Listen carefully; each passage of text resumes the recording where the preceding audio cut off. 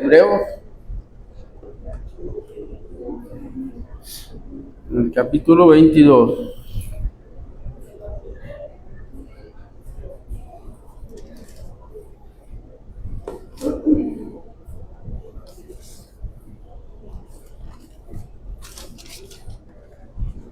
Y vamos a repetir nuestro texto de hoy.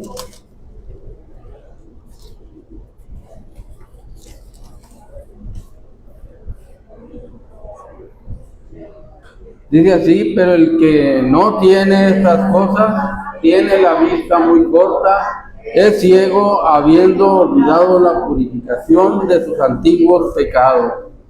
Primera de Pedro 1:9. Muy bien. Ese es el texto de la semana pasada. Vamos a leer en el capítulo 22 de Hebreos, de Levítico. Levítico capítulo 22. 7, 21.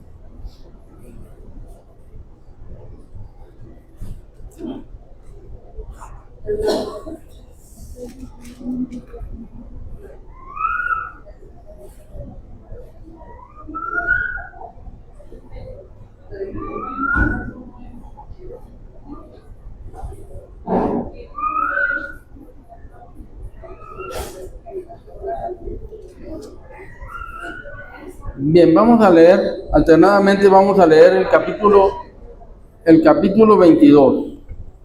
Yo sé que la semana pasada lo leímos y ni siquiera lo tocamos, ¿verdad? Pero yo creo que nunca es pérdida de tiempo leer la palabra de Dios. Así es que, pues leerlo otra vez, creo que en vez de hacernos daño, nos hace bien. Entonces vamos a leerlo. Alternadamente vamos a leer todo el capítulo. Dice así la palabra de Dios: habló Jehová a Moisés diciendo: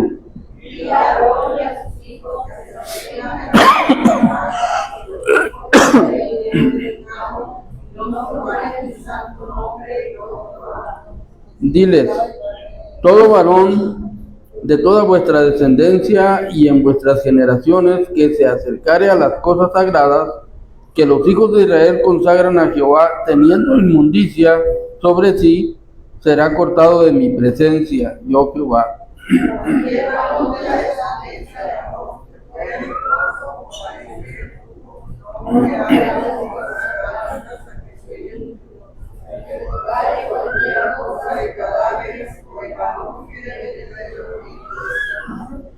O el varón que hubiere tocado cualquier reptil por el cual será inmundo, u hombre por el cual venga a ser inmundo conforme a cualquier inmundicia suya,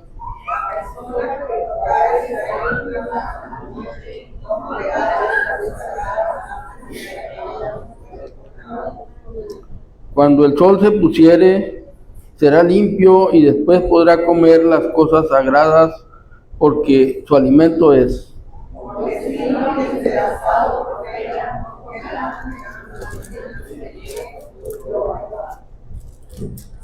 Guarden pues mis ordenanzas para que no lleven pecado por ello, no sea que así mueran cuando la profanen. Yo Jehová que los santifico.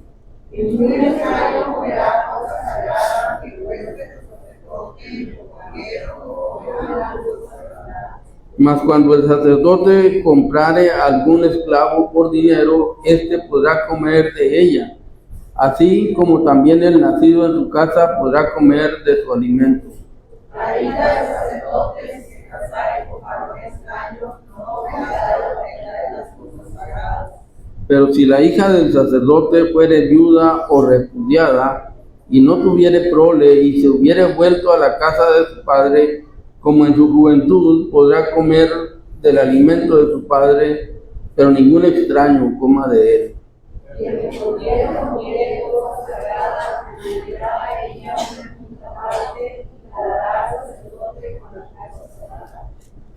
No profanarán pues las cosas santas de los hijos de Israel,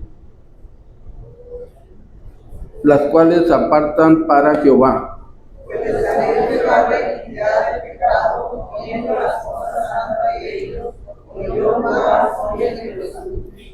También habló Jehová a Moisés diciendo: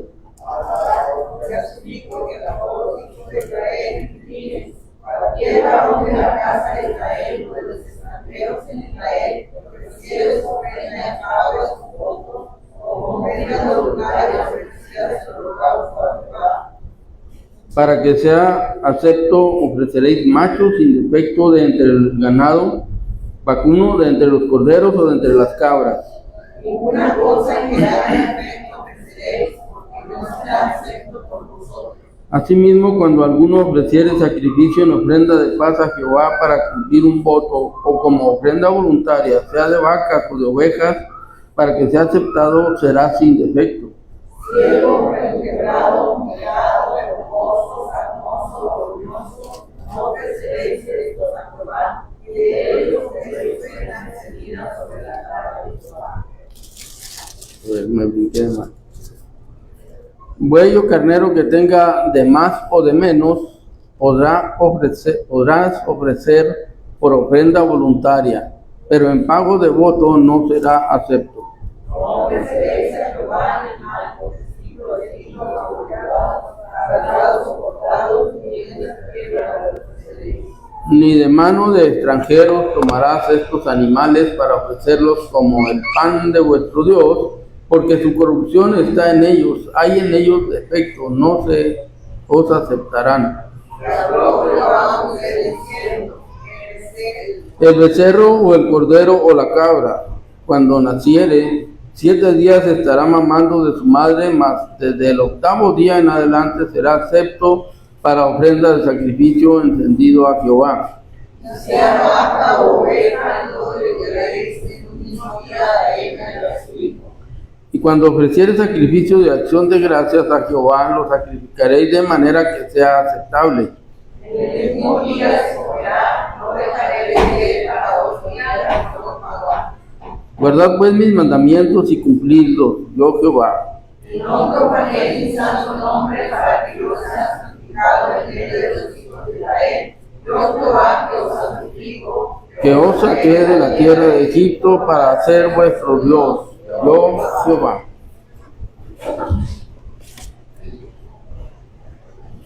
Bien, vamos a inclinar nuestros rostros para orar.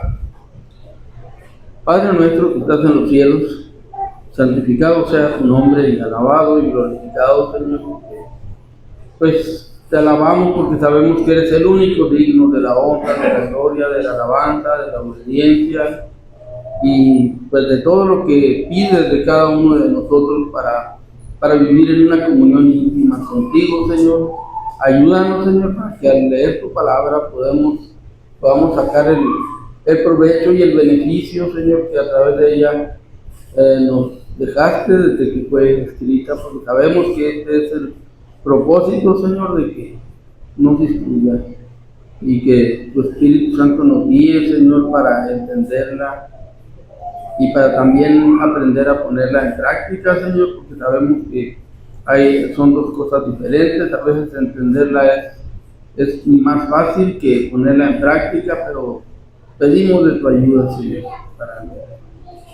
para adentrarnos más en lo que es tu propósito para nuestra vida, para el testimonio, Señor, porque sabemos que desde que llamaste a tu pueblo en Israel o lo sacaste de la esclavitud de Egipto, este era el plan, este era el propósito, que testificaran por todo el camino donde irían.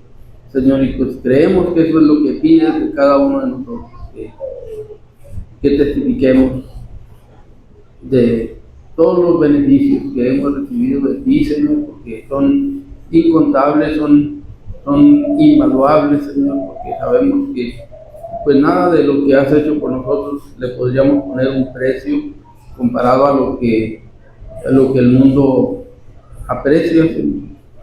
Pues ayúdanos, Dios, en esta hora y bendice también a toda tu iglesia para que, pues donde quiera que se mueva un miembro de tu iglesia, ya sea en lugares de mucha dificultad, de hambre, de necesidad, o en lugares como donde estamos nosotros, que hay más libertades, Señor, para acercarse a ti, Señor, pues ayúdanos para aprovechar el tiempo, Señor, y las oportunidades que tenemos, y de veras vivir una vida así como la que tú pides, de un apartarnos verdaderamente de las cosas de este mundo, y ser santos como tu palabra pide que seamos, permaneciendo siempre pues en ti, Señor, y a través de Jesucristo, tu Hijo, que es nuestro Salvador. Te damos gracias, Señor, y pedimos que sigas ayudándonos para seguir adelante, y para el discernimiento, y para que fortalezca nuestra vida y nuestra fe. Y también te pedimos que perdones todas nuestras faltas en el nombre de Cristo Jesús, nuestro Salvador. Amén. Bueno, vamos a continuar pues con este capítulo 22. Podemos decir que es la conclusión del 21, o la continuación. Este es un capítulo donde como dicen en el término de los carpinteros, como que se remacha el clavo, ¿verdad?, de lo que Dios pide en cuanto a la santidad. Porque vamos a seguir viendo en el 23 y hasta el 27 el mismo tema, porque todo el libro de Levítico pues tiene este tema de la santidad, de la santificación, de lo que Dios pide en cuanto a la obediencia y el culto a Dios. Hay muchas cosas que incluso pues no las hemos desglosado totalmente, porque pues no nos alcanza ni el tiempo, ni a veces ni las capacidades, pero yo creo que lo que entendemos es suficiente para que nosotros podamos ir alineándonos cada día a lo que Dios pide de cada uno de nosotros, ¿verdad? Entonces aquí en este capítulo vamos a ver desde que empieza dándonos un punto muy importante en cuanto a la santificación que Dios pide de los sacerdotes, ¿verdad? Como que profundiza más en las normas que ya hemos venido viendo. Por eso les decía, es como remachar el clavo, ¿verdad?, con respecto a la santidad que Dios pide de los sacerdotes del tabernáculo de reunión, que se refiere al culto ceremonial, ¿verdad?, la santidad ceremonial que se pedía. Y aunque parezca que no tiene mucha relación con nuestro diario vivir, pues ya vimos que la relación se afirma, se confirma cuando leemos en Primera de Pedro que somos real sacerdote. Yo sé que estos términos, cuando la Biblia dice que somos real sacerdocio y pueblo adquirido por Dios, puede llegar a haber vanidad o alimentarse la vanidad o la jactancia en mucha gente al decir somos reyes y sacerdotes, ¿verdad? Y no, sabemos que por lo que nos confirma la Biblia, que nosotros somos reyes y sacerdotes, es para que nosotros entendamos que es con un propósito, no de decir soy la gran persona. Digo, es motivo de gratitud porque nos ha puesto en un puesto de privilegio, ¿verdad?, y de ser agradecidos. Pero el propósito de Dios en todo momento, desde que lo anuncia también el apóstol Pedro y hasta hoy y desde antes, es que anunciemos las virtudes, no que presumamos las virtudes de Cristo como nuestras, sino que anunciemos las virtudes de aquel que nos llamó de las tinieblas, de la perdición, donde dice el apóstol Pablo y el apóstol Pedro que antes no éramos pueblo, pero que hoy somos pueblo de Dios y que fuimos comprados por precio, y no con las obras de la carne, o no con oro o plata, sino con la sangre preciosa de Cristo Jesús. Eso lo dice Pedro, 1 Pedro 1, 18 y 19, y que no con cosas corruptibles como oro o plata, sino con la sangre preciosa de Cristo. Entonces, es una posición inmerecida, ser reyes y sacerdotes, pero también pues lo que Dios exige, ¿verdad? Lo que Dios pide y lo que Dios les pedía a estos sacerdotes, ¿verdad? Les habla de la seriedad y este capítulo habla, todo el capítulo del Levítico habla de la seriedad de las ofrendas que se ofrecían en el tabernáculo de reunión. Va incluido lo que hoy se practica como ofrenda en la iglesia, pero no es el punto principal.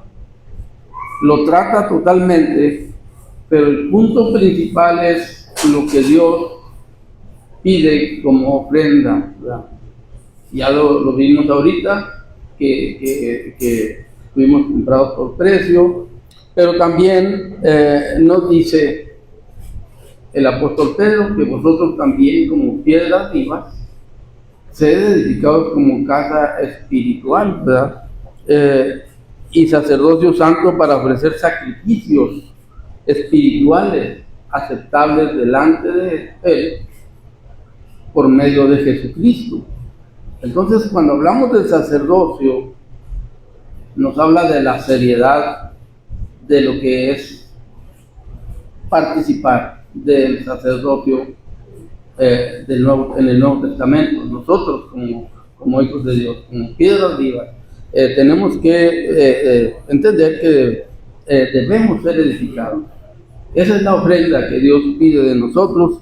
Y también en Romanos capítulo 12, 1, ¿verdad? Que dice: así que, hermanos, os ruego por las misericordias de Dios. Este es un llamado de Dios a través de las enseñanzas del apóstol Pablo, para que presentéis vuestros cuerpos. O sea, aquí vamos a hacer una comparación de lo que Dios está pidiendo allá en Levítico al pueblo de Israel, a los sacerdotes del pueblo de Israel, con lo que Dios pide de los sacerdotes que somos hoy nosotros como real sacerdocio. Y esto les decía, y lo hemos venido comentando, ya no se trata de varón ni mujer, ¿verdad? Porque todos somos uno en Cristo Jesús. Eso es todo creyente, toda persona que ha sido lavada con la sangre de Cristo, toda persona sin excepción, debemos de presentar, así como dice el apóstol Pablo, ¿verdad? También nuestros cuerpos en sacrificio vivo, santo, agradable a Dios. Este es nuestro culto racional. Esto lo debemos nosotros de razonar con la palabra de Dios. Y nosotros sabemos, lo tenemos por experiencia y por las brumas, por los vientos de doctrinas que hay hoy en día, que el ser humano, que hoy nos llamamos cristianos, toda la iglesia que quiere llamarse cristiana se llama cristiana, pero vemos que las personas, llamándonos cristianos y creyéndonos cristianos, y eso involucra a cada persona, a cada uno de nosotros incluso, no tenemos un concepto de Dios como la Biblia dice que debemos tener el concepto de Dios, de su santidad, de su misericordia, de su gracia para con nosotros. De tal manera que muchos que lucrando con el Evangelio han enseñado formas de doctrina que llevan a la gente directamente al infierno, llamándose cristianos,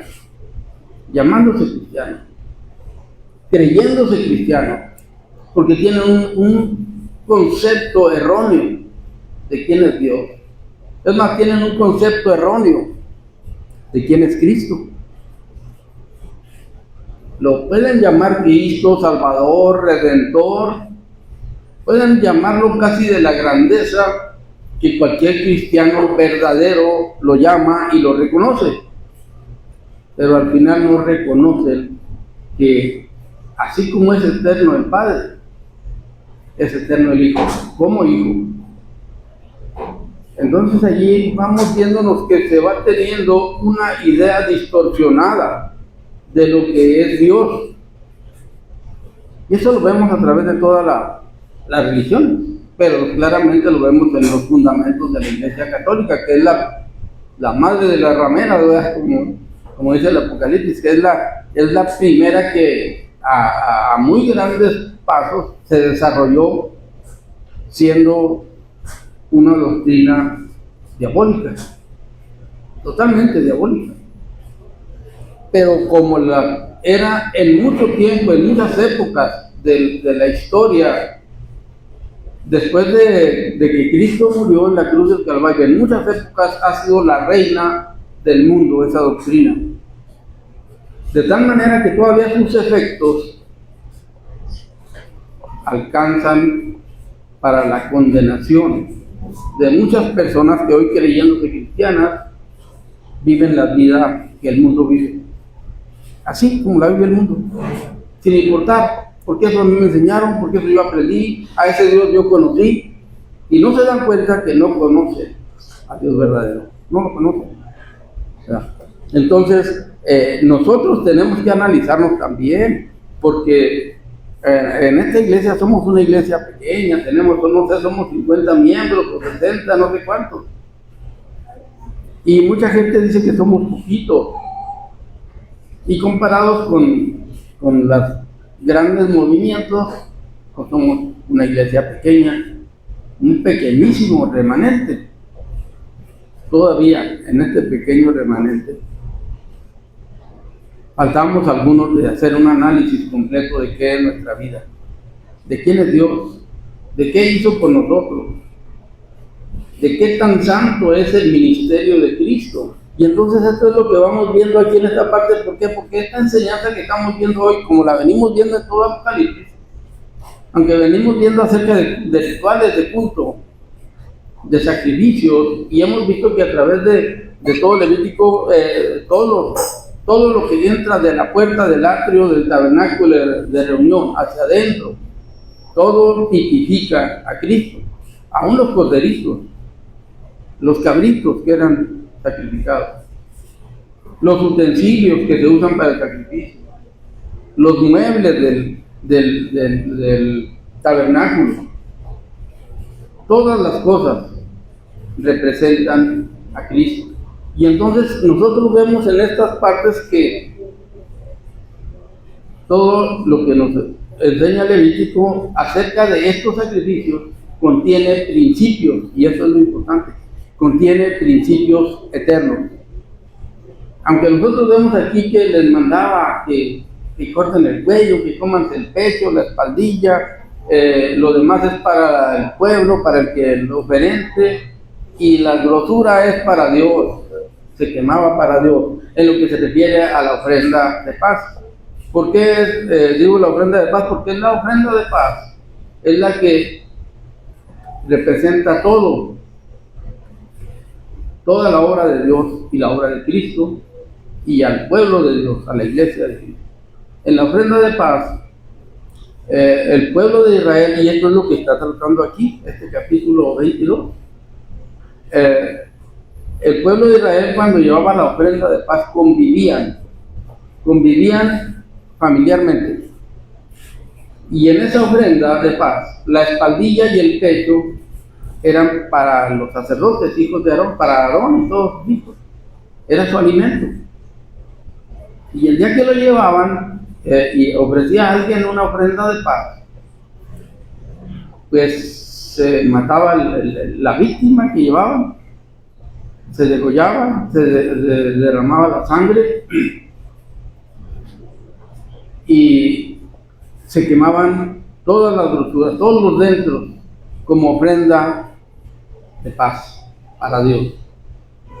Y luego comían, ese mismo día convivían comiendo los sacerdotes el pecho y la espaldilla. Y eso tipifica claramente a Cristo, su muerte, su intercesión o su intervención en nuestra redención. Eso se alimentaban los sacerdotes y sus familias. Y del resto, junto al atrio, los atrios de Jehová, donde el rey David decía que él se gozaba en los atrios de Jehová, bueno, es allí donde se alimentaban, comían la ofrenda de paz. Entonces, esto era muy importante porque relaciona al Padre, al Hijo como el sumo sacerdote, que es lo que significaba el sacerdocio de Aarón, y al pueblo que somos nosotros.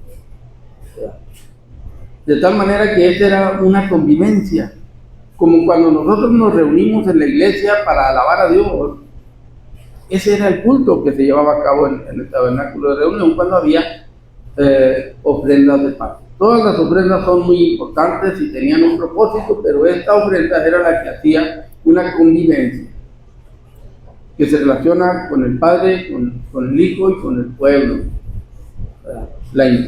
como intermediario. Entonces ahí vemos que hay principios eternos en el sacerdocio que ahora los vamos a estar viendo y los estamos viendo, lo que Dios pide acerca de nosotros en la ofrenda, en lo que es la ofrenda. Y Dios no, yo sé que hoy cuando se habla de ofrenda, en cualquier iglesia, en cualquier lugar que haya una denominación cristiana o secta o lo que sea que se denomina cristiana, cuando se habla de ofrendas, pues se habla de dinero.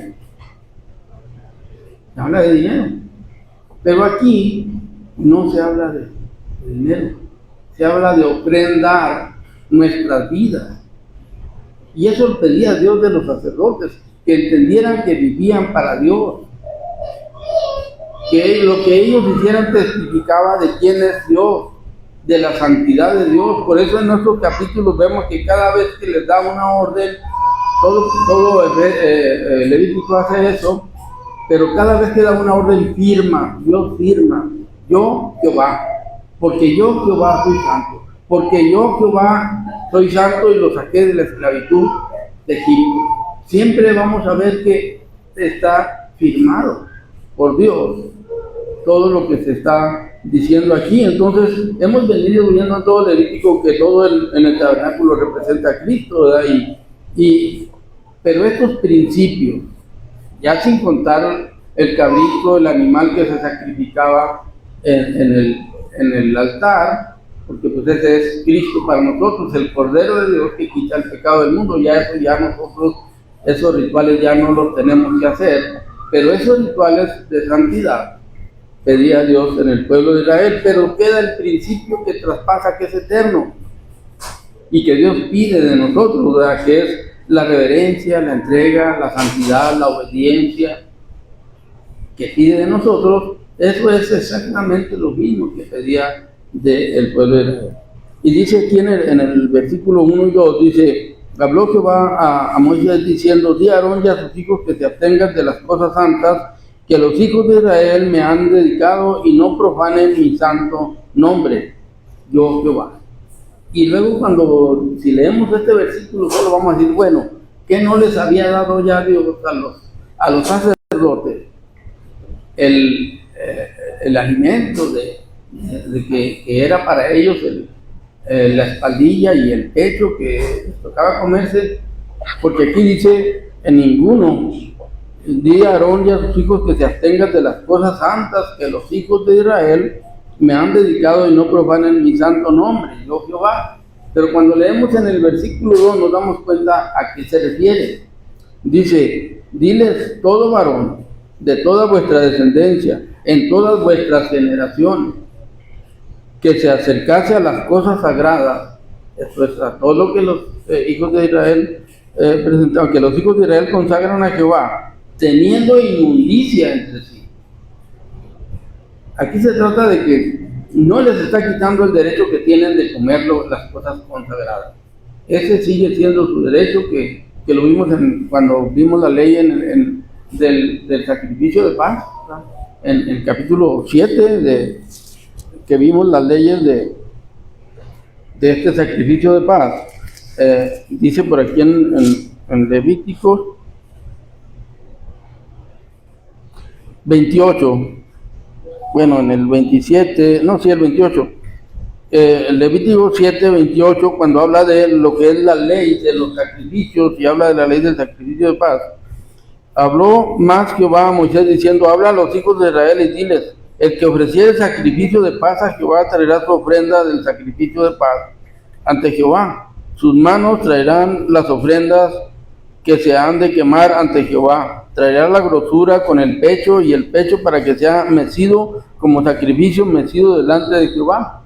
Y la grosura la hará arder el sacerdote en el altar, mas el pecho será de Aarón y de sus hijos.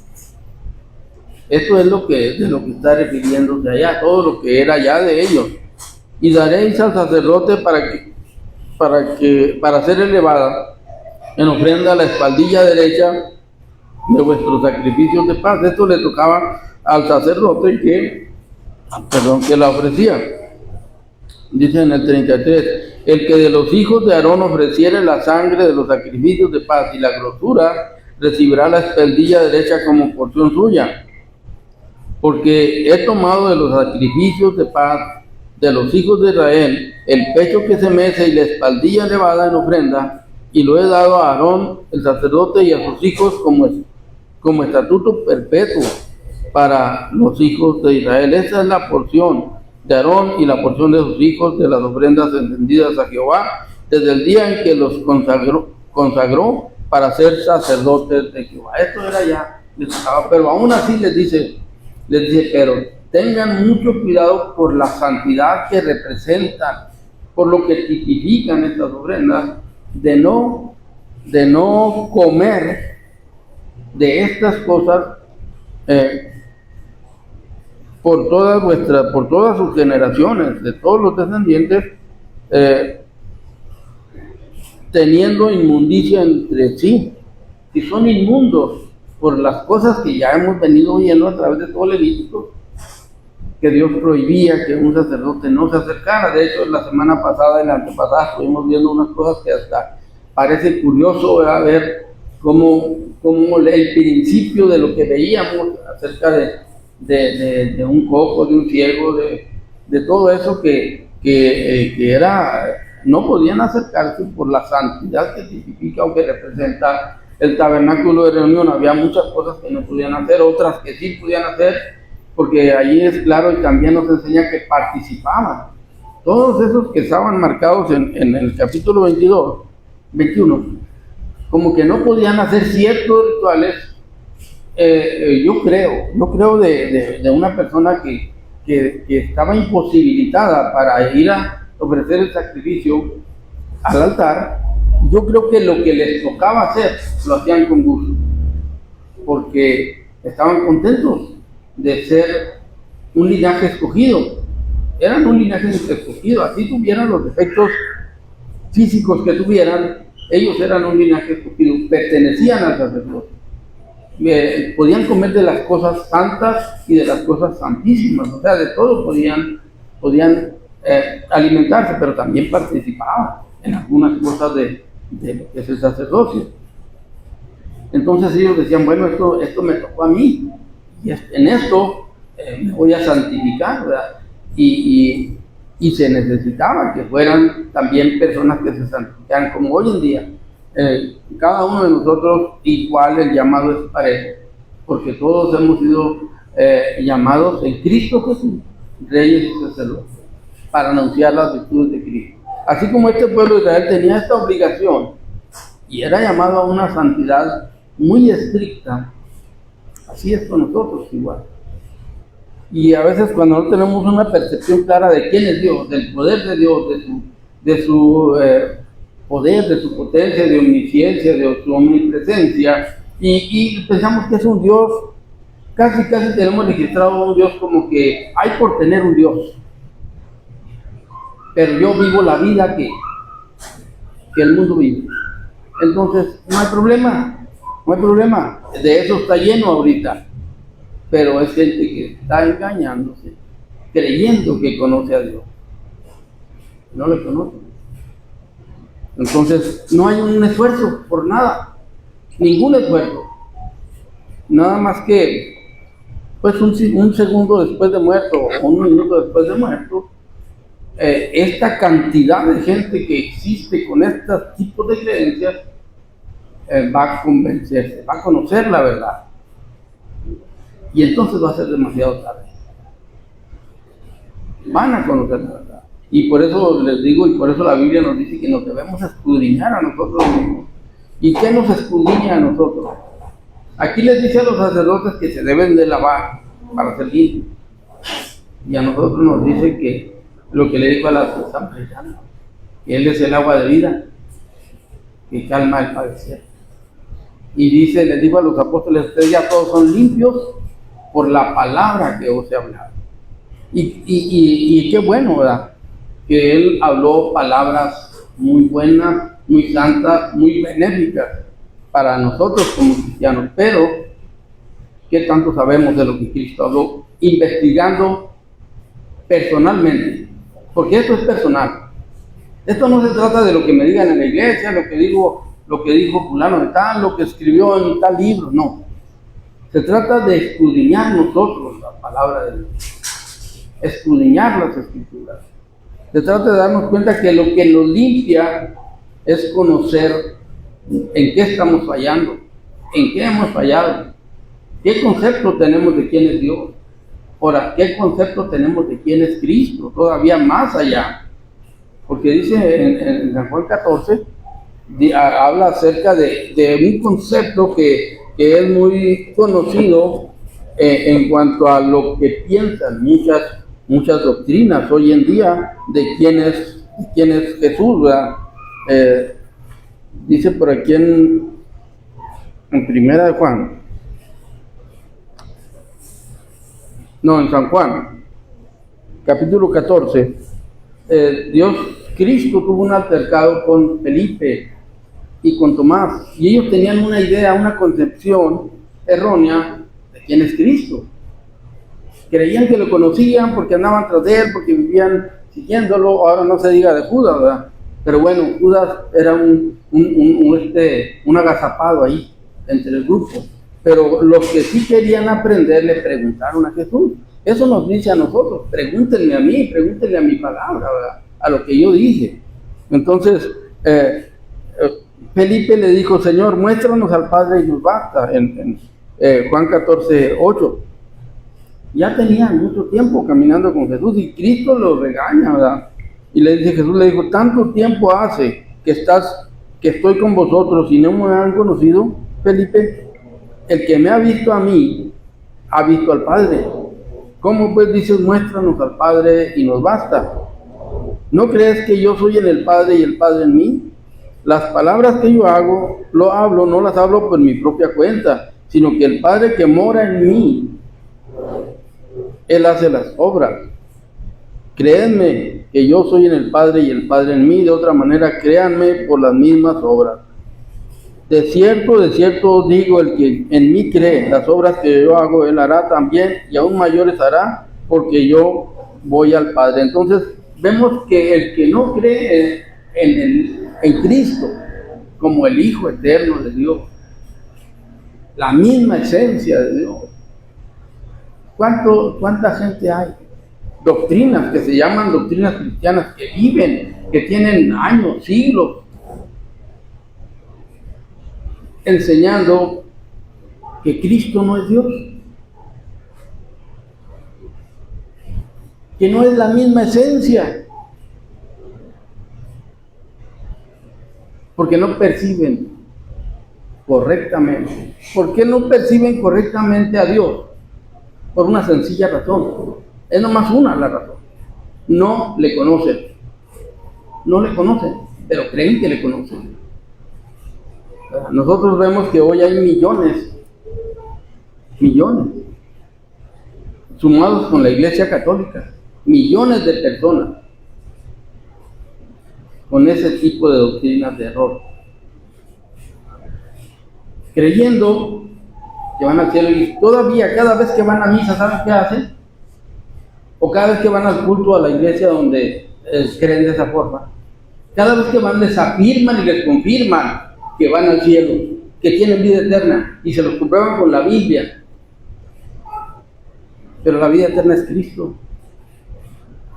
¿Cómo es vida eterna? ¿Cómo podemos pensar que tenemos vida eterna en Cristo si no creemos que Cristo es Dios? Entonces, por eso les decía el concepto erróneo que hay de cómo se percibe quién es Dios.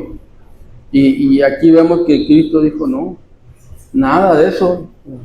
Créanme que yo soy el Padre y el Padre en mí. De otra manera, créanme por las mismas obras. Entonces vemos que Cristo no hizo obras que no fueran obras de un Todopoderoso, como es Dios, el Creador. Entonces aquí vemos esto que les dice: no profanen mi santo nombre. ¿Cuánta gente, cuántas doctrinas, cuántas sectas que hoy se llaman cristianas han profanado el sacerdocio? Y ahí están predicando sus sacerdotes. Es más, lo vemos muy claro, más claro que en ninguna parte en la Iglesia Católica. Se visten los colores del sacerdocio del pueblo de Israel. Ahí no nos puede quedar ninguna confusión a nadie que analice la Biblia a la par de lo que dice de Cristo, ¿verdad? O quién es Cristo. Entonces, vemos que este es lo que Dios dice al pueblo de Israel y luego les marca otras cosas. Vimos en el capítulo 21, porque es el mismo tema, capítulo 21 y 22. Y aquí, como les digo, va como remachando el clavo, como confirmando, como profundizando aún más, ¿verdad?, en lo que es la santidad, porque ya vamos saliendo de las leyes de Levítico, ¿verdad? Vamos a seguir viendo, como les decía, en 23 habla de todas las fiestas del pueblo de Israel, que eran fiestas de Dios, y cómo se relacionan con nuestro diario vivir también, y del punto que hoy debemos llevar a cabo para Dios. Pero aquí remacha lo que se trata a todo el sacerdocio, porque es lo que venimos viendo, ¿verdad? Desde que empezamos, venimos viendo el sacerdocio que tipifica el sacerdocio de Cristo. Entonces, aquí vamos a ver que empieza a ponerles cosas. Allá vimos cosas externas, cosas que se ven. Una persona que le falla la vista, que trae nube en el ojo, pues cualquiera lo detecta, ¿verdad? Una persona que tiene defectos físicos, cualquiera lo nota. Pero cuando habla en esta parte a más profundidad, en lo que se refiere a la santidad, habla de cosas que se pueden esconder, de cosas que no están a la vista pública. Y dice: cualquier varón de la descendencia de Aarón que fuere leproso. Yo no conozco bien esta enfermedad, pues, lógicamente ya no es muy actual en este tiempo, pero dicen que esta enfermedad, para cuando se manifestaba, ya es porque es como el cáncer que hoy llamamos hoy en día. La gente no se da cuenta hasta que empieza con muchos problemas de dolencias y de esto y de aquello, y le hacen un estudio profundo y le dicen: ¿sabes qué? ¿Tienes cáncer? O como el SIDA, están escondidos, ¿sabes? Pero no están a la vista de cualquier persona. Entonces, un leproso, para cuando se manifestaba, ya era porque ya empezaba a salir, dicen por ahí, un granito, y luego ahí empezaba a extenderse con toda la infección. Y dice: o padeciese flujo, pues eso quién lo sabe, ¿verdad? No comerá de las cosas sagradas hasta que esté limpio.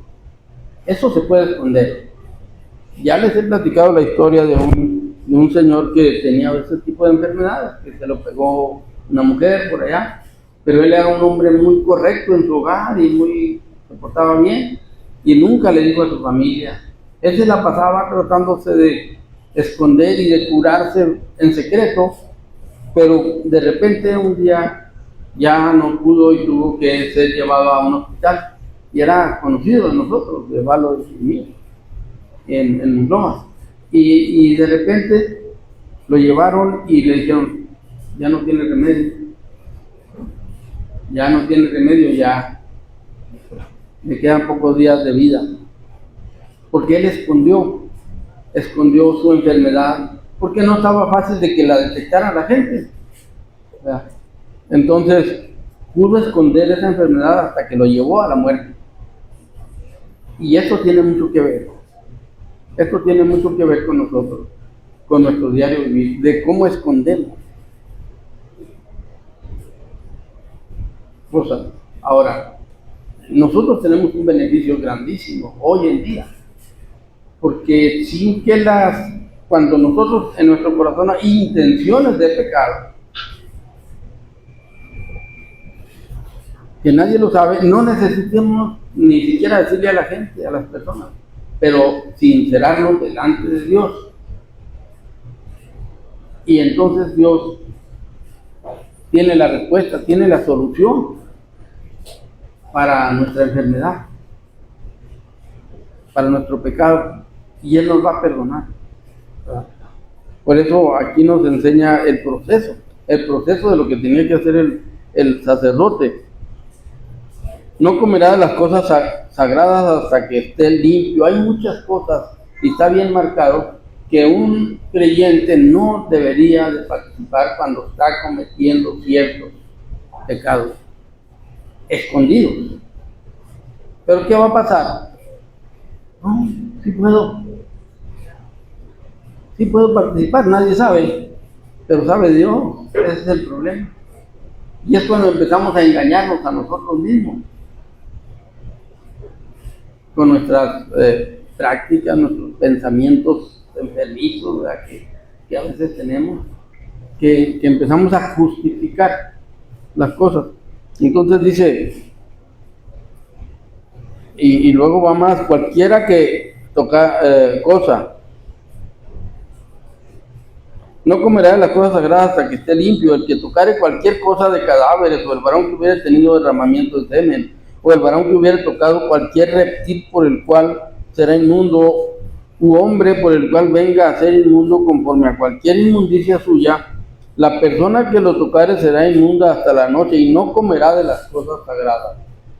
Allí los sacerdotes tenían un reto muy grande, porque estaba su prestigio. Si pensaban en su sacerdocio como el gran prestigio que tenía ser sacerdotes, era muy fácil que cayeran en este error de esconder el pecado, esconder sus faltas.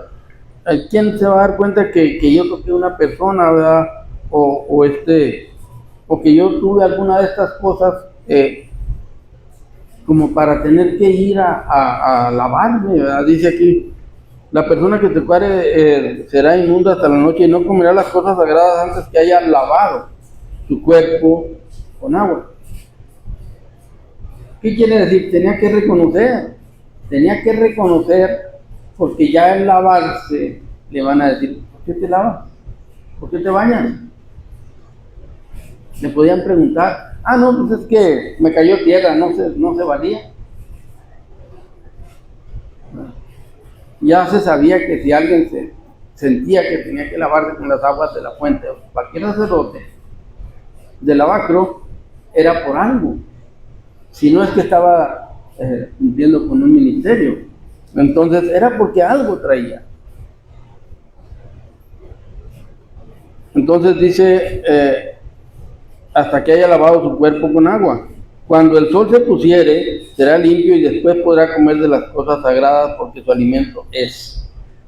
Ahora, nosotros, ¿qué es nuestro alimento? ¿Quién es el pan de vida? ¿A poco nosotros podemos decirle a Cristo, no, Señor, pues no he pecado, yo sigo firme como si nada? A Cristo, cuando vamos a orar, no le podemos, es un lugar donde no podemos ni engañar a Dios ni engañarnos a nosotros cuando vamos a orar, cuando vamos ante la presencia de Dios. Porque entonces sí sentimos como que hasta se nos quema el cerebro, la boca, la nariz, todo, ¿verdad? No vamos a poder ir a decirle, Señor, no he pecado. Y yo he visto gente que con ingenuidad lo dice, ¿verdad? Es ingenuidad, es un tipo de carácter, pero también es falta de un reconocimiento del pecado cuando se ora. Y a veces estamos en ese engaño también nosotros. También dice aquí, habla acerca de cuando por error cometemos el pecado. Pero hay gente que dice, Señor, te pido que me des esto. Acuérdate, Señor, yo nunca te he fallado, Señor. ¿Será cierta esa oración? ¿A poco a Dios lo va a engañar una persona que le diga, Señor, yo nunca te he fallado? No. Yo creo que la oración aquí en el punto primero es una manifestación del creyente, la manifestación del pecado, es una oración. Pero de la gracia de Dios ahí, esa es la oración. Así es, eso es el asunto aquí. Ahora sí, lo que dice Valo, es lo que estoy comentando de esto. Que a veces, porque como hay enseñanza de personas que tienen un concepto erróneo de quién es Dios, enseñan a las personas a orar. Miren, todas las doctrinas saben orar. Ese es el problema. Ese es uno de los problemas más grandes, que Dios, a los que practican una doctrina de error, oran con un entendimiento distorsionado de quién es Dios. También le sucede el milagro. También Dios contesta. Ya lo hemos visto en Oseas, que dice: mi pueblo a su ídolo le pide y el leño le contesta. Porque espíritus de fornicaciones, o sea, del error, de doctrina de error, los hizo errar y dejaron a su Dios por fornicar. Entonces aquí lo que es muy importante es qué concepto, qué tipo de Dios es el que creemos que es nuestro Dios, qué tan poderoso, qué tanto discierne de lo que somos nosotros, nos conoce a fondo. Entonces nos vamos a dar cuenta que Dios concede, porque ya fornicaron, ya están adorando a otro Dios que no es el verdadero. Y entonces están en un espíritu de error. Y otra vez lo puedo decir, por eso es muy importante nosotros. El crecimiento de nosotros como cristianos se detiene por falta de entrega, de disposición, ¿verdad? Porque no entendemos lo que pide Dios así, con la claridad que lo pide en cuanto a la reverencia, a la santidad, a la entrega, a la intercesión como sacerdotes, ¿verdad? Una entrega. Dios pide de nosotros una limpieza. Ahora, no nada más nos la pide, nos dice que cuando erramos el camino, Él nos alinea inmediatamente si acudimos a Cristo. Abogado tenemos para con el Padre, a Jesucristo el justo. Yo sé que las personas cuando escuchan esto, nosotros mismos cuando lo escudriñamos decimos, qué difícil es. No es difícil, es imposible. Es imposible. Si nosotros nos dejamos llevar por los vientos de doctrina, por las modas, por las novedades que el mundo tiene, es imposible, porque el mundo nos va a meter en una confusión que ya ni siquiera vamos a saber pedir como conviene. Ya no. Es por lo que les decía ahorita la referencia a la oración, porque ni siquiera vamos a saber pedir como conviene. Miren, cualquier secta que nosotros conozcamos oran. Ellos oran. Y ellos ven la respuesta de Dios, porque Dios permite la respuesta. Porque quieren orar a Dios, pedirle a Dios, que Dios responda, y Dios le responde, porque no quieren escudriñar la palabra de Dios.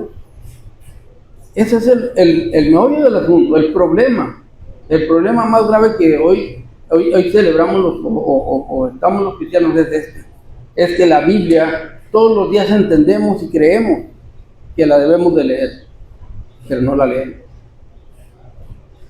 ¿Y saben qué? Nosotros tenemos que leerla por una sencilla razón. Miren, el mundo, si nosotros batallamos para leer la Biblia, el mundo no lee la Biblia. La gente con la que vamos a caminar todos los días no lee la Biblia. Pero ¿saben qué sí lee? Para bien a todos los que leen la Biblia. Cada persona, donde quiera que se mueve, las personas que están con él, si lee la Biblia, van a leer la Biblia. sin necesidad de sentarse, de tener la Biblia. Conforme vean a una persona, van a decir, ay, bueno, dice, ¿por qué actúa así? Pues dice que es cristiano, pero vamos a ver por qué, vamos a preguntarle. Un comportamiento santo como el que Dios pide aquí, siempre va a propiciar que nosotros le hablemos a la gente de la palabra de Dios. Ahora, ¿por qué va a propiciarlo? Porque ya le hablamos, ya le presentamos la Biblia sin hablar una palabra. Ya le mostramos que somos diferentes a todos los demás. Y entonces la gente que no lee la Biblia, a un cristiano que lee la Biblia, cuando lo ve, esa persona está leyendo la Biblia. Está diciendo, bueno, ¿por qué se porta así? ¿Por qué respeta? ¿Por qué no habla malas palabras? ¿Por qué siempre todo lo que hace dice con el favor de Dios? Con la ayuda de Dios. Si Dios me lo permite, ¿por qué lo hace? Entonces, la primera impresión que podemos dar a una gente rebelde es, este es un santurrón. Uno que se cree la gran cosa. Pero si el testimonio persevera y si empieza a crecer una comunicación que a veces es necesaria en el trabajo o en la escuela, donde la gente se mueva, se van a empezar a ver cosas. Este hombre pues sabe mucho de la Biblia. ¿Por qué sabe de la Biblia? A ver qué dice la Biblia. Y empieza a aprender. Este es lo que Dios pide de nosotros. El pueblo de Israel conocía muy bien la ley de Jehová. Y tenían la ley de Jehová, y el pueblo, el mundo sabía que tenía la ley de Jehová. Pero cuando los veían decían, no son igual que nosotros, son idólatras, son degenerados sexuales, son ladrones, son asesinos. Entonces, ¿qué es lo que leían? ¿Qué es lo que veía toda la gente? Veía un comportamiento muy negativo en las personas. Por eso es necesario que nosotros entendamos un poco más lo que dice aquí de la santidad, de lo que verdaderamente Dios pide de nosotros. Porque mientras nosotros no profundicemos en creerle a Dios lo que la palabra de Dios dice, escudriñándola lógicamente, personalmente, no vamos a tener un testimonio tan fuerte. Y vamos a andar batallando. Es decir, de por sí el mundo y el diablo y la carne no descansan día y noche trabajando, buscando la forma de proveer cosas nuevas para los ojos, para la concupiscencia de la carne, de los ojos, ¿verdad? Y para la vanagloria de la vida. El diablo no deja de trabajar. Tiene como fábricas, maquina cosas. Siempre, con el fin de que la gente, que nosotros, aunque entendamos que la palabra de Dios es viva y eficaz, que es más cortante de que toda espada de dos filos, pues no le demos el interés que tiene como para de veras alimentarnos de ella y lavarnos con lo que es la palabra de Dios, con la enseñanza que da la palabra de Dios a través de Cristo Jesús por su Espíritu Santo, ¿verdad?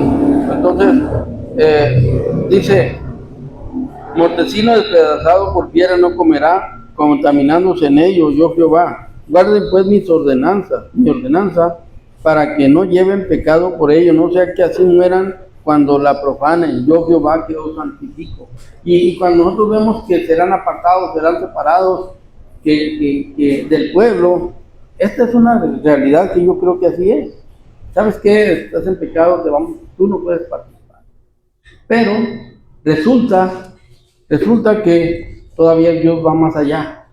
Dios sigue el trato con las personas. Y en el capítulo 17 vimos cómo Dios les dice, si ustedes no llevan a cabo los mandamientos que yo les estoy mandando, yo me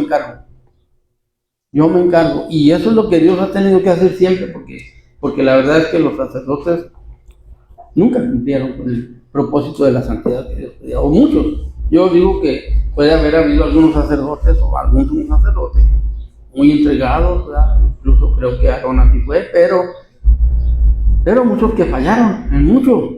Pero Dios no puede decir, no, pues ya falló, ya se acabó, no. Dios seguía tratando con cada persona que conocía la ley, de tal manera que esa persona podía llegar a un encuentro personal y a un entendimiento claro de Dios, de sus promesas, por ejemplo, lo que decía Valo la semana pasada acerca de Cristo, ¿verdad? En el Antiguo Testamento. Porque es que nos decía Valo, Cristo fue crucificado en el Antiguo Testamento, en Isaías 53. Allí está siendo crucificado de todo a todo, relatado perfectamente cómo fue, ¿verdad? Entonces, cuando vemos cómo la Biblia dice, cómo la Biblia enseña acerca de la santidad, no pide menos de la iglesia cristiana. Pero a veces nosotros nos estamos haciendo la idea de que era aquello muy estricto, que era muy, muy difícil, y para nosotros qué fácil, ¿verdad?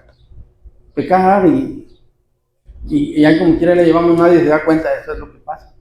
Que son de este tipo de pecados que son muy personales, que nosotros tenemos que acudir a Dios para pedir perdón. Dice, guarden mi ordenanza para que no lleven por ello, no sean que así mueran cuando lo profanen, yo Jehová que los santifico. ¿Qué le pasó a Nadab y a Abiú, verdad? Eran como sacerdotes, o eran sacerdotes, ¿verdad? Y resulta que no los juzgó nadie, los juzgó Dios por sus faltas. Y esto es a lo que se refiere cuando dice tengan cuidado, porque ya tienen la prueba de que ustedes como sacerdotes en el tabernáculo de reunión pueden quedar. Porque si no reconocen, si no se lavan, ¿verdad? Reconociendo su pecado. Ningún extraño comerá cosa sagrada.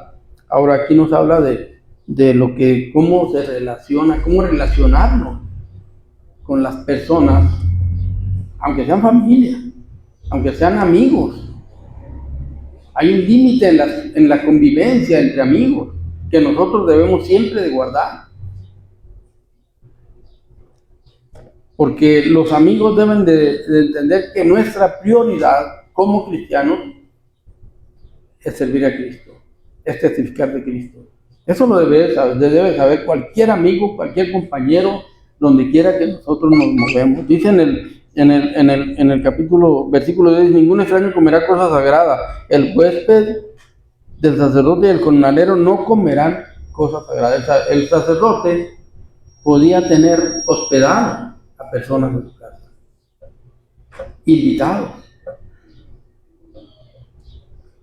pero tenía que cocerles aparte de una olla de arroz o de frijoles, ¿verdad? Porque no podían comer de las cosas más sagradas. Eso dice aquí, ¿verdad? Ningún extraño comerá cosas sagradas. El huésped del sacerdote y el jornalero no comerán cosas sagradas. Si alguna persona trabajaba para el sacerdote como su empleado, no podía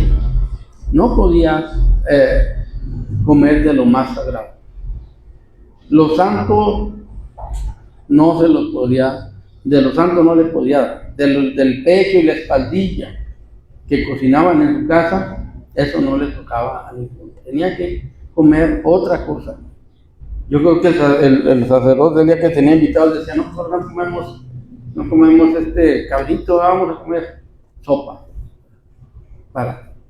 O no sé cómo le tendrían que hacer, pero no podían compartir con personas así. Pero más cuando el sacerdote comprara a algún esclavo, y aquí hay una diferencia, por dinero, ya era de él. Ese sí podía comer de las cosas más santas. Un criado, un esclavo podía comer de las cosas más santas. Así como también el nacido en su casa podrá comer de su alimento. Todos los que eran ya como de la familia del sumo sacerdote o del sacerdote y podían comer de las cosas más santas. Y eso nos dice a nosotros acerca de cómo es nuestra vida, cómo nosotros podemos participar de las cosas más santas.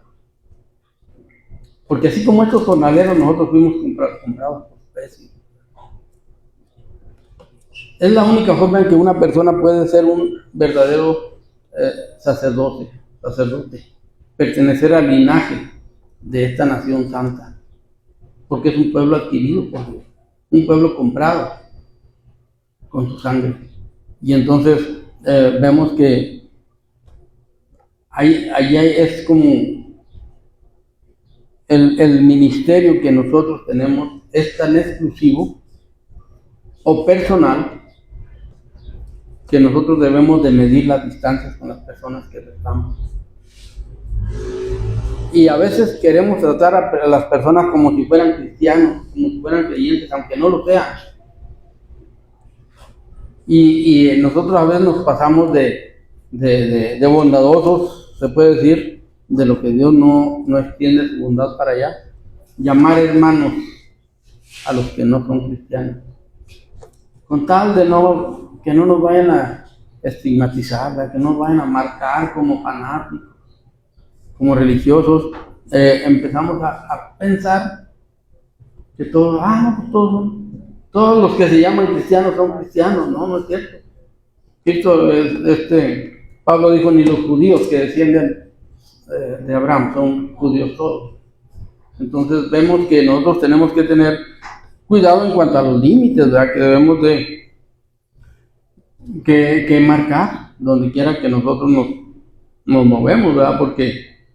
Porque dice también que sí, ¿verdad? Somos de Cristo, ¿verdad? Y si somos de Cristo, no hay ninguna área de nuestra vida que se deba o se pueda mezclar con las prácticas del mundo que no glorifican a Dios. Nosotros a veces llevamos unas amistades demasiado lejos con personas que no glorifican a Cristo. Y a veces hasta llegamos a pensar que podemos tener una convivencia real, ¿verdad? Y al último nos damos cuenta que en este mundo, así lo dice la Biblia también, el más amigo es traidor y el más verdadero miente. Solamente Cristo es el amigo fiel que nunca falla, que siempre está para atender. Dice, ningún extraño comerá cosa sagrada, el huésped del sacerdote y el jornalero no comerán cosas sagradas, mas cuando el sacerdote comprare algún esclavo por dinero, este podrá comer de ella, así como también el nacido de su casa podrá comer de su alimento. Eso eran sus hijos y los hijos de los esclavos también. La hija del sacerdote, si se casare con varón extraño, no comerá de la ofrenda de las cosas sagradas, si se casa con extraños. Esto otra vez vuelve a ser lo mismo, que no hay una relación sana, porque no buscó, ya había una orden clara, que los hijos de los sacerdotes y las hijas de los sacerdotes se tenían que casar con la familia de Leví o la familia del sacerdote incluso. Sin embargo, había personas que decían, no, pues eso qué tiene que ver. Y la muchacha se iba con uno que era de otra tribu, no era con paganos o mundanos, que aunque hubo veces que así se hacía, pero simplemente iba con gente de otra tribu, ya perdida. En cuanto se casaba con otro de otra tribu, ya no podía participar de las ofrendas. Dice aquí que si la hija del sacerdote se casare con varón extraño, no comerá de la ofrenda de las cosas sagradas. Pero si la hija del sacerdote fuere viuda o repudiada, aquí abarca cualquier área, si era viuda o divorciada. Lógicamente entendemos que este divorcio no es como el divorcio que hoy es, ¿verdad? Aunque sí habla de un divorcio, pero no es como el divorcio que hoy se lleva a cabo. Porque en aquel tiempo el varón tenía la autoridad de que si quería desechar a la mujer, le daba una carta de repudio. Era un divorcio, donde él se comprometía a cumplir con las obligaciones económicas con esa mujer, ¿verdad? Pero, y todo el sustento que necesitaba, y sobre todo si tenía hijos, pero ella no tenía, en muchas ocasiones la mujer no tenía posibilidades de decir, no, pues yo no me quiero divorciar, no se trataba de si quería o no. El hombre tenía la autoridad para darle carta de repudio. Él podía inventar las razones que quisiera al final, porque la verdad es que sí había motivos por el que un hombre le podía dar carta de repudio o divorcio a su esposa, pero aprovechaban. Dicen los historiadores que al final de los tiempos, ya cuando Cristo vino y habló acerca de esto, ya los hombres, ya hasta porque hacían mal la comida, decían, no, ya no. Todavía se puede eso en los barrios ortodoxos de Israel. Todavía es legal. Ya no me gustó el arroz. Así es. Entonces, por esas cosas se pueden divorciar ya ahorita, como está diciendo. Y él tiene la autoridad, o sea, no se trata de que si la mujer no quiere divorciarse, no si quiere, no, él se divorcia de ella. Y entonces, pero sí, convivir en familia, pero si la hija del sacerdote fuera viuda o repudiada y no tuviera prole, y se hubiera vuelto a casa de su padre como en su juventud, podrá comer del alimento de su padre, pero ningún extraño coma de él. Hoy nosotros encontramos con que muchos extraños están comiendo del alimento espiritual. Ellos creen eso. No pueden. Ninguna persona que no conozca a Cristo como quien es Cristo, como el Cordero de Dios que quita el pecado del mundo y que es Cristo, el Dios eterno. Ninguna persona, por más que diga estoy alimentándome del Dios, de su palabra, no se está alimentando de nada. No es cierto, no se puede. Y se mueren y... ¿Sí? Se mueren y se casan. Pues se mueren si no aceptan a Cristo como es Cristo, lo que es Cristo. Pero están engañados, por ejemplo, todas las sectas están engañadas. ¿Están engañadas? Y no pueden aceptar que Cristo es Dios. Y se ven muy cristianos y se ven muy entregados, pero si se mueren con ese error, ¿qué pasa? Es muy sencillo. Eso es lo más sencillo del mundo. Van al infierno. De eso se trata lo que estamos viendo ahorita, de discernir la santidad que pide Dios de cada persona. No hay ninguna persona que llegue allá diciéndole, ay Señor, pues fíjate qué bueno que me trajiste al cielo, porque yo ni siquiera creía que tú eras Dios. Es que yo platicaba con él, ¿no? Yo no sabía que ellos estaban en esa posición. No sabía. En esa posición está, la iglesia de Cristo en esa posición está. Pero es que, porque le dicen que va a estar a la derecha. Yo le expliqué muchas cosas.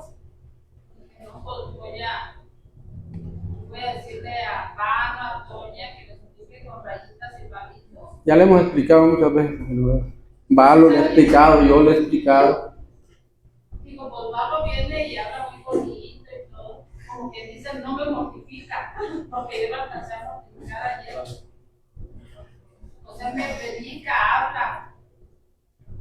Entonces, no lo puede discernir. No, un espíritu de error no es cualquier cosa. Es del diablo. Imagínense. Que diga que casi igual que los testigos de Jehová, que los mormones, que los católicos no ven. Es precisamente lo que estamos viendo ahorita, con quién hermanarnos, con quién amistarnos, con quién no. Hasta le dije, tú eres una vaca descarriada, porque ustedes a la iglesia tomando la miel, también a medias después, pero a medias no sé por qué. Digo, es que yo ya me había dicho el pastor que me bautizara y yo por eso fui me bautizé. Así es, no, sí es importante, precisamente de eso se trata esto que estamos viendo en este capítulo.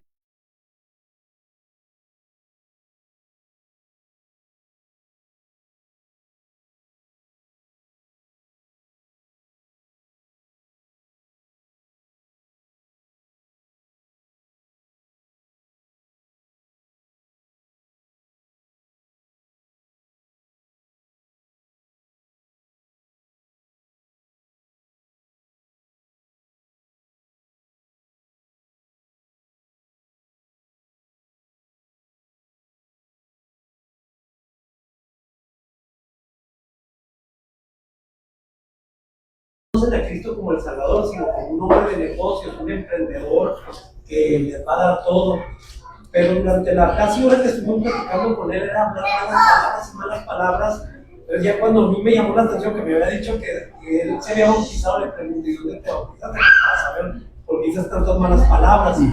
Ya me dijo, y es una iglesia que también a nosotros nos han recomendado, porque consideran que para nosotros el venir aquí pues es una iglesia pobre, así dicen ellos, así, que es una iglesia pobre y que deberíamos de ir allí para que tengamos esa abundancia que muchos creyentes tienen, ¿no? Claro.